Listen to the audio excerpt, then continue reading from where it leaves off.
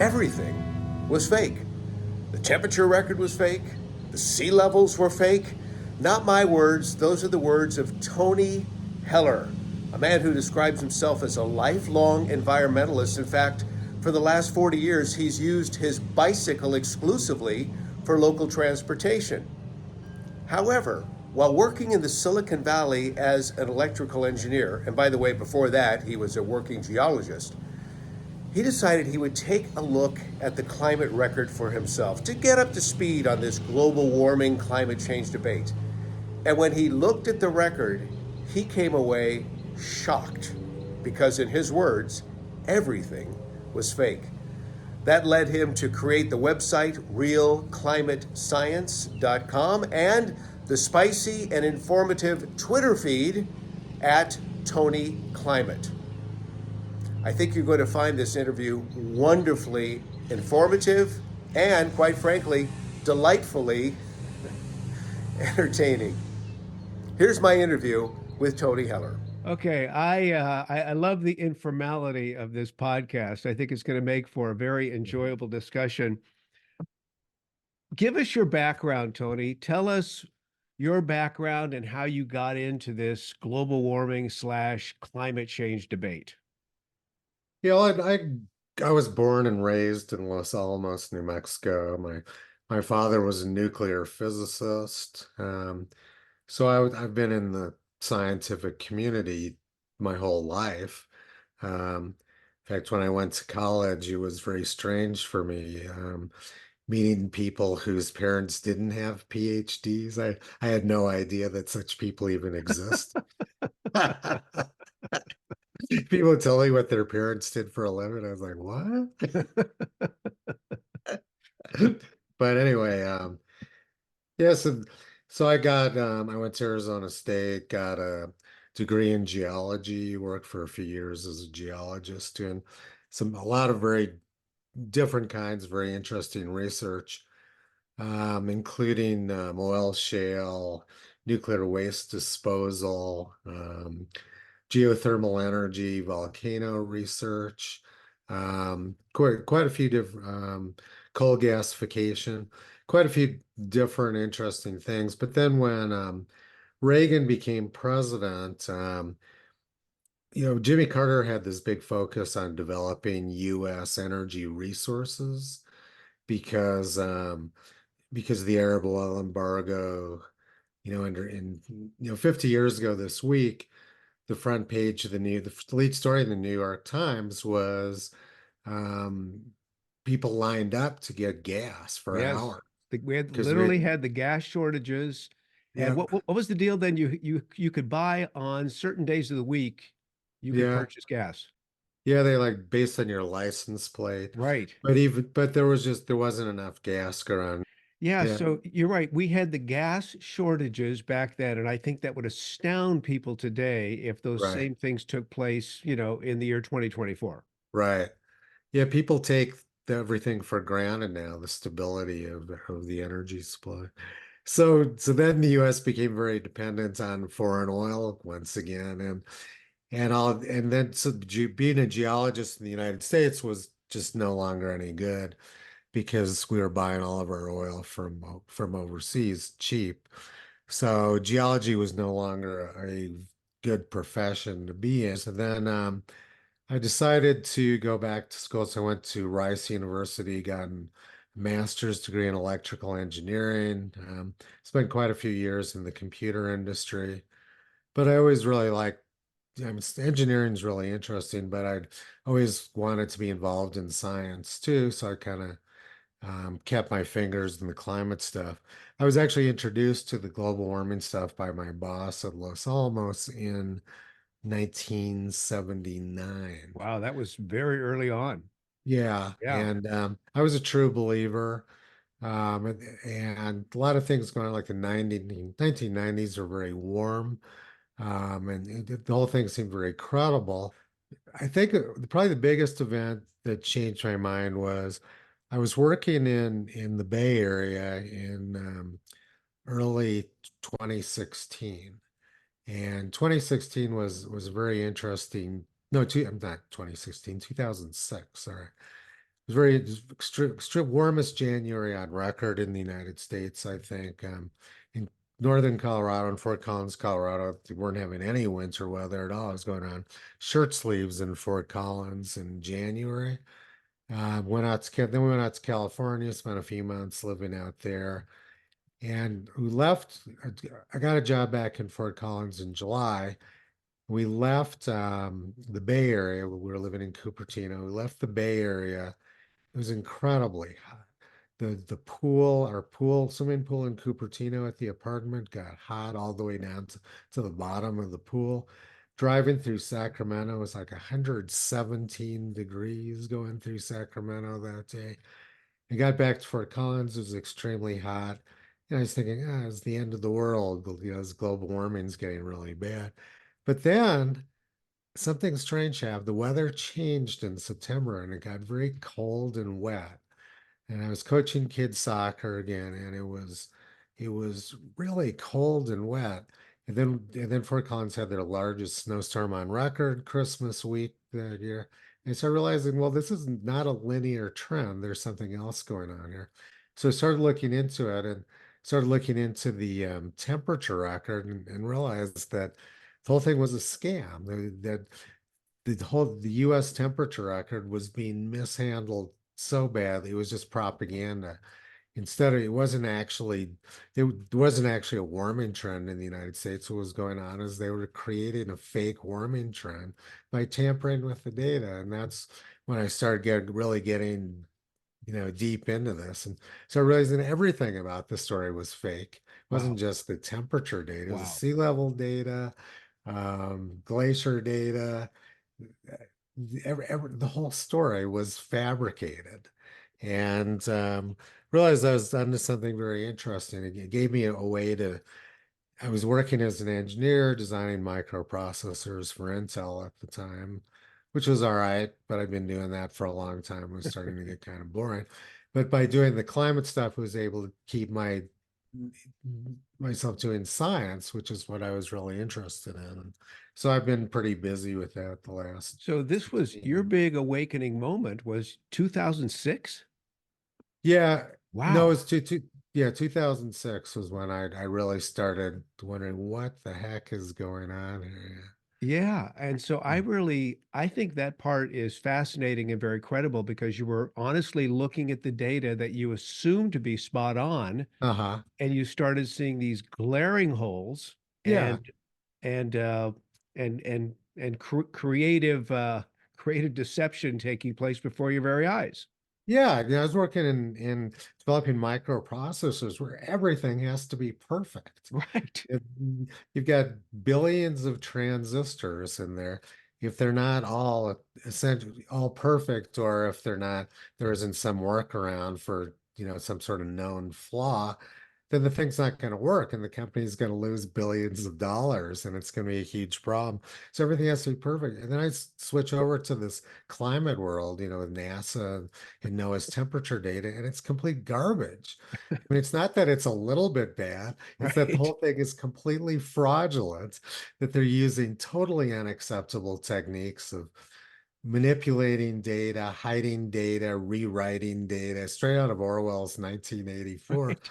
And it was the exact opposite of this very precise engineering world, which I was in spending the rest of my time. That's fascinating. Your story reminds me of Dr. John Clauser, and I've been reading a lot about him of late. And in my upcoming book, I'm writing a lot about him. And he sort of had the same epiphany when he looked at the climate models Yeah, and what wasn't inputted into the models and yeah, how they were estimating for what they couldn't accurately input, for example, cloud cover yeah, or water vapor. right, And right. and that's when he realized this whole thing, he calls it pseudoscience. Yeah. Well, I mean, you look at, there was this like sort of sudden rise in sea surface temperatures in the North Atlantic, last year, right?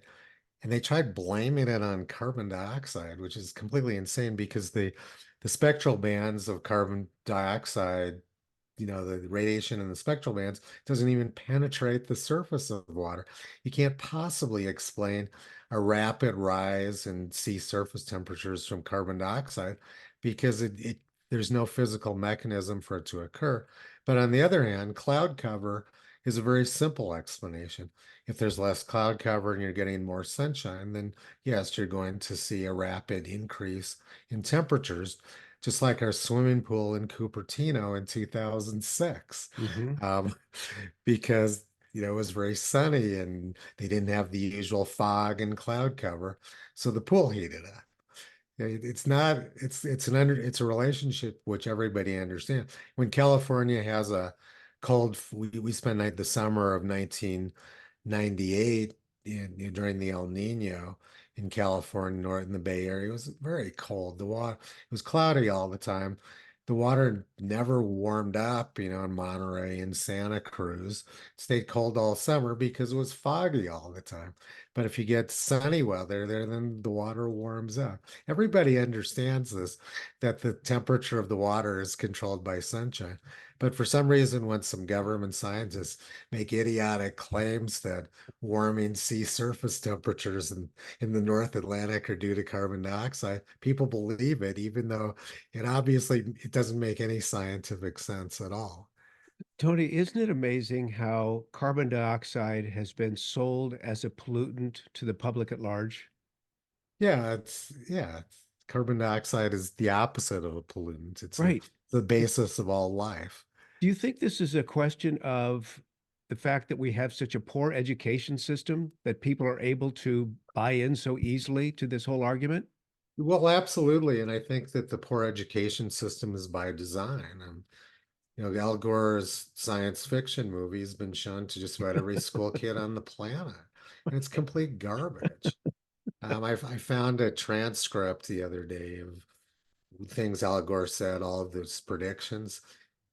Every single one of them was complete nonsense. Right, The right. Arctic sea ice would be gone by Sure. 2014. The Glacier National Park would be ice free in 15 years. Since then, glaciers have grown in Glacier National Park. It was just complete not, and this was force fed down every school kid in the world, just about every school kid in the Yeah, world yeah. throat. It's complete garbage. When you trace back, everything changed when Gore became vice president in January of 1993. The funding got cut off to scientists who didn't accept his scam, True. and that's when the medieval warm period got erased. Shortly after that, the Little Right. Ice Age got erased. And that's when, shortly after that, the U.S. temperature records started getting tampered with. The whole academic thing went to hell in a handbasket. And I think it traces back to Al Gore's vice presidency is when things got bad. You remember the CO2 coalition, correct? Yeah, Yeah. I was speaking with Neil Frank in my last podcast, and we were having a similar discussion, and he was talking about government funding yeah, and people who work for the government, people who are in research think tanks that get government money. And he said this is why most members of the CO2 coalition, not all, but most are on the older side and they no longer work. He said they have nothing to risk by finally being able to come out and right. call this fraud for what it is. I'm sure you'd agree with that. Um, my brain, Bill Gray. Oh Uh, yeah. He yeah, lost. Bill, Yeah, yeah, go Bill ahead. Go Gray. ahead with the story. Yeah, Yes. Bill Gray was a really good friend of mine. Yeah. He passed away in 2016. He lived in Fort Collins, and I was living in Fort Collins at the time. And he so he had this incredible story about how he'd gotten funding from NOAA for his hurricane research. He was considered the world's leading tropical meteorologist, Sure. the inventor of modern hurricane forecasting, and he got money every year from NOAA for decades, for his hurricane research. And then he got a call from Al Gore in January of 1993, right after Gore took office, Gore invited him to a global warming conference he was having in Washington. Bill was a really nice, very animated, amazing guy.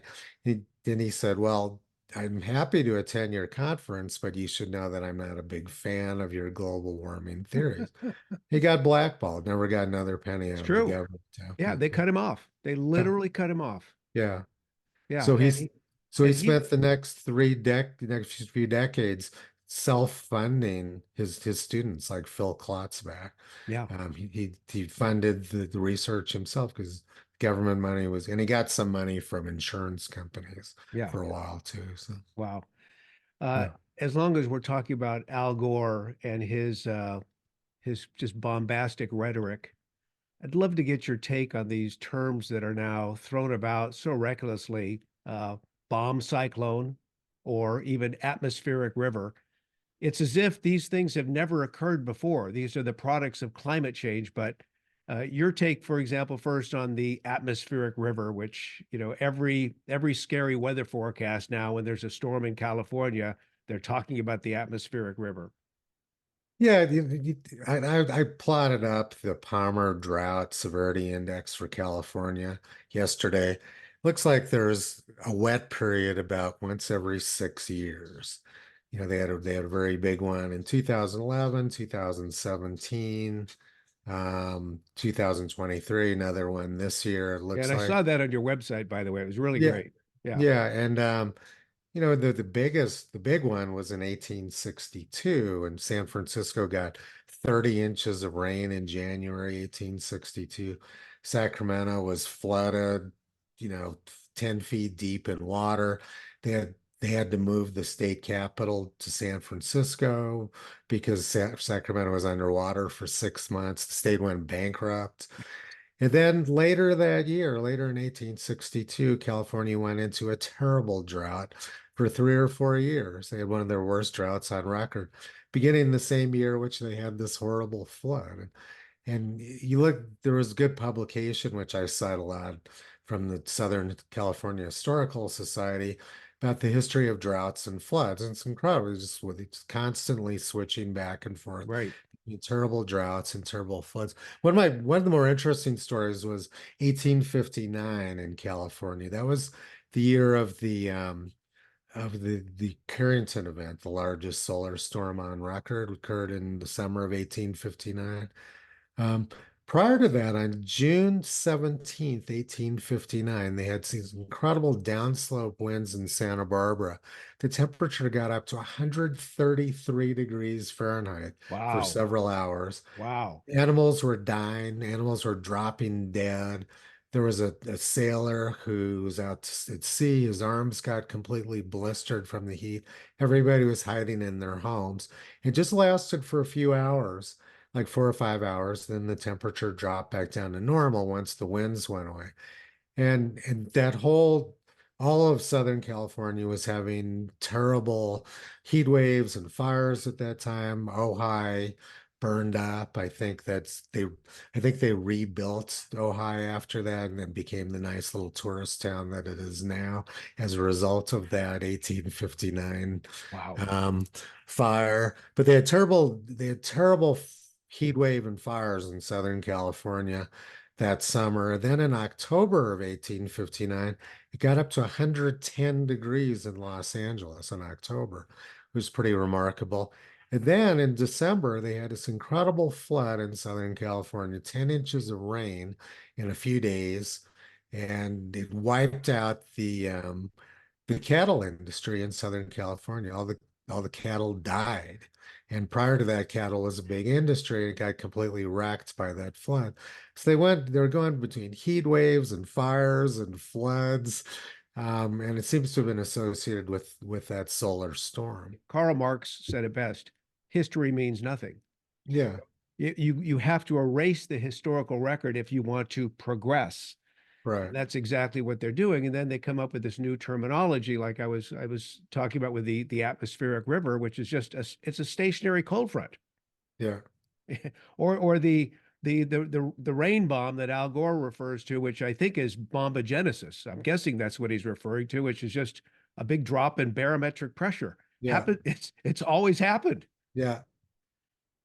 Yeah. I mean, and just ordinary events like Leo DiCaprio saying that Chinook winds in Alberta were the results of global warming. I lived in the Front Range of Colorado. I remember one morning, it was around, I think it was around 1996. I think it was like January 1996. Woke up, it was 20 below zero in Boulder. And by that afternoon, it was 60 degrees. It warmed up like 80 degrees. And all the snow melted. Yeah, And because of the Chinook winds. you're right. It Right. Yeah. happens all the time there. Can we talk about your website? Because I just want you to describe, I'll show a screen share to our audience of your website, but the banner of your website. Could you tell us what that's all about? Well, well, in the story of the Wizard of Oz, you had this wizard going around telling everyone how brilliant and powerful he was. And the person who ultimately exposed him was Toto, the little dog. He went and ran over there, pulled back the curtain, and showed that the Wizard of Oz is just this guy with some electrical equipment, um, scaring everything. So Toto, so that's the story as my website that I've got a little dog. I have a little dog who looks kind of like Toto. So I named so for this his name isn't actually Toto, but for the sake of the website, I named him Toto, and he's the guy pulling back the curtain on It's this so great. massive climate scare. So the your website banner, that was an inspiration to me in this upcoming book of mine, Climate Cult, because I have a chapter on renewables. Yeah. And in the world of book publishing, you can't quote lyrics unless you have a authority to do that from the owner of the copyright, but you can quote titles of songs. Yeah. So the title of my renewables chapter, and this was inspiration from your website, is Somewhere Over the Rainbow. Okay. Because I look at all these dreams and this fascination with renewable energy, and without the subsidies, these costs would be absolutely out of reach for consumers. I'm sure you'd agree with that. Yeah, I mean, but how much does wind power cost when the wind's not blowing? Right, right. It's it's the price, going up with a supply and demand curve goes up to infinity, right? You can't buy it when the wind's not blowing. So if net zero, if these people running the show ever really do decide to go with net zero and just abandon fossil fuels altogether, the only way something like that could work is to employ nuclear power. But the problem is so many of these climate activists hate nuclear power, And right? even our idiot governor here in Wyoming, Governor Gordon, he went to Harvard a few weeks ago and said he wants to make Wyoming carbon negative. We're the number one coal producing state in the country. We and the oil shale reserves in western Yeah. Colorado and western Wyoming are like the largest oil reserves in the world. And he wants to make Carbon instead of negative. taking advantage of our natural resources, he he goes to Harvard and talks about making the state carbon negative. He probably It's looks like he wants a role, he wants to be in national politics or something. it's Probably as a Democrat would be it's it's what a clown. it's laughable. I mean, Yeah. but they're doing these same shenanigans in California. So California, because even though California is a very rich state when it comes to oil reserves, natural gas, there are only three remaining natural gas generation stations in California. Yeah. And yet they need that natural gas to supply baseload for the grid. So what are they doing? They're buying it from other states, and Yeah. they're claiming, and they're going to get rid of those three generation stations they Yeah. have. They want to get rid of them because they also want to be, completely carbon neutral. But in the meantime, they pay extremely high prices to import from the other states. So, Gavin Newsom is on the same page with your governor. These guys are all playing from the same playbook. Yeah, they had that beautiful big coal-fired power plant up by Castroville, when we Oh, in lived in the Moss Bay. Landing. Yeah. Yeah, when we lived in the Bay Area, we used Yeah. to Yeah. drive past it every time we Right. went over there to the beach, Yeah. and they shut it down and replaced. They put up like one of Elon Musk's big, battery farms, which supply like would supply like 15 minutes worth of electricity in an Right. emergency. And a couple years ago, it caught on fire. It caught on fire. It was spewing toxic fumes over everybody in the community there had it was forced to stay inside for a couple days because they wanted to they got rid of this nice clean coal-fired power plant and replaced with this incredibly toxic lithium Yeah, battery. yeah. What I my favorite thing is them talking about making passenger aircraft which run off lithium batteries. So you're gonna be like 30,000 feet over the ocean and these 50 tons of lithium batteries waiting to explode.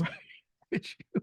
It's like, what do you don't need terrorists anymore. You got green energy to do the job. Okay, they are talking about these commercial jets that would be battery operated. Could you imagine how heavy these Yeah. aircraft would be? Oh yeah.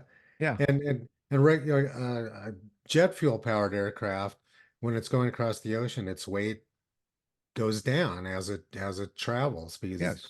burning jet fuel, which makes it gives them a longer Yeah, range. it's all Be, calculated. Yes. yeah, because their weight drops tremendously but with a battery powered plane, you're not going to have that. It's going to keep the same horrific weight the whole flight. So you're not probably not going to make it across the ocean in your battery. And it'll probably catch on fire anyways. I'm sorry. This shouldn't be funny, but it's right out of like a Bizarro cartoon or Yeah. something. Yeah. So So you know what the best Bizarro cartoon I've seen recently though was did you see Elon Musk's 8 minute video on climate the other day? yes, yes, yes. I, I, it was astonishing how he got every single thing he said wrong. You know, he went on very quickly, one point, talking point after another for 8 minutes. Every single thing he said was complete nonsense. And you know, it was to the point where it was so ridiculous. I'm just wondering if he wasn't doing this as just it might have just been a comedy project for him, and it gives him cover because he a lot of times I see like climate scam trending on Twitter, which Right. never would happen. So maybe it's a way of giving himself cover so that he can get accurate information out there, and at the same time making a video which was so ridiculous that only that very few people would actually take it I serious. I wondered, I mean, I was watching it first and I thought, am I missing something here? Because he has to know that the things that he's saying are not true. Yeah. I was wondering if there was some kind of subversive thought behind it myself because it Yeah. was just so bizarre. Yeah, he's under a lot of pressure to make it, you know, to shut down the climate scenarios. Maybe it's a way for him to just Could give be. himself cover It because it really could was be. so utterly ridiculous from start to finish. And talking about saying you wanted to have so we could solve global warming with a carbon tax, Yeah. which is absolutely the most regressive Yeah. tax imaginable because it hits the poor people the hardest. Oh yeah. Yeah. Yeah. It People who need absolutely to heat would. their homes and drive to work. You know, rich people can afford a carbon tax, but poor people can't. It's crazy. Tony, what do you think is driving the agenda? What is causing them just to keep going forward despite the fact that they clearly don't have the facts on their side? That doesn't seem to bother them at all. What's driving this expansive, invasive agenda? I think Henry Kissinger is quoted to have said that whoever controls energy controls the world. And they're not only trying to control the energy supply, but they're also trying to control the food supply. So they've got kind of a double thing going. You know, if they can maintain control of our energy supply, then they're going to control Western countries. You know, everything in our lives, our heat, our light, our food, our communications, our transportation, everything is based on fossil fuels. If they shut it down, our lives are going to, our economy, our civilization, our lives are going to collapse almost immediately. Yeah. What are they talking about? You It know, didn't and it's make no interesting, sense. Tony, in this is, of course, a discussion that permeates the developed world, but I have quite a few friends who live in Africa, and I'm in touch with my friends specifically in Nigeria all the time. And I've asked them before if there's any talk of global warming or climate change. In where they live, they're just they're just trying to get enough fossil fuels to survive. There's Right. no talk about wind and solar and going green or net zero. In fact, they'd never even heard of net zero. They're trying to live on a day-to-day basis. So this is really something that seems to be aimed at the developed world, and it's suicide. Yeah, and you know the left has had this crazy agenda for a very long time actually, and hurt Africa as well. If you go back to 1969, Paul Ehrlich from Stanford was talking about poison, putting sterility drugs in the food and water supply shipped to Africa to True, keep people from reproducing. true, And then they had Rachel Carson, who shut down DDT, which was used to control malaria in Africa. right, We saw this in the 1960s and 1970s, these sort of repeated attacks on things on the African population. And once again, we're seeing that same thing again with the fossil fuels. We're trying to deny the developing world the same fossil fuels which we depend on for our survival. wow. Tony, this has been a really fun and freewheeling discussion. I'm going to allow you to have the last word here, and I've certainly enjoyed it, and I think our listeners and viewers are going to enjoy it immensely as well. But you get the last word. Go ahead. Yeah, so I've been doing software development for a long time, and I'm doing some data science stuff right now, and I've been testing it out on climate stuff. So I have tremendous capabilities right now to look at what's been done to the global temperature record, which I wasn't really able to do very efficiently previously.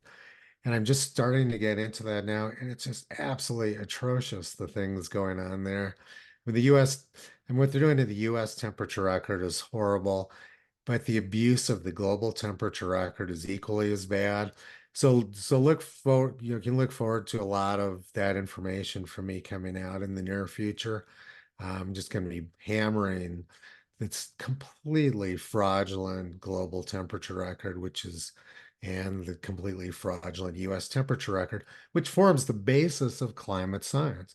Right. You take away NASA's fake global temperature graph, you don't have a hockey stick anymore, and all of the countless papers which have been written, academic papers in climate science, which were based on an assumption that these temperature graphs from NASA were correct. People are making correlations to fake data. So you've got an entire field of science which is based on fake data.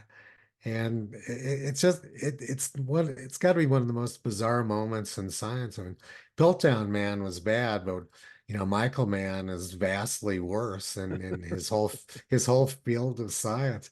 And someday historians will look back on and think that our generation was complete idiots. Yeah. And hopefully they'll remember some of the good people who are fighting against it, but that doesn't tend to be the way history works. Right.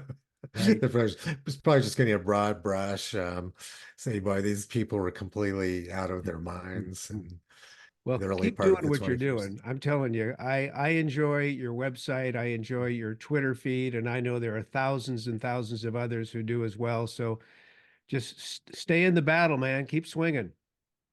Yeah, it's great. It's great fun for me. And like I said, it keeps me in the science business. And it's actually really helping my software development now because it gives me specific targets which I can test the software out on, and gives me ideas about what I need to do next. So Cool. it's all good for me at this point.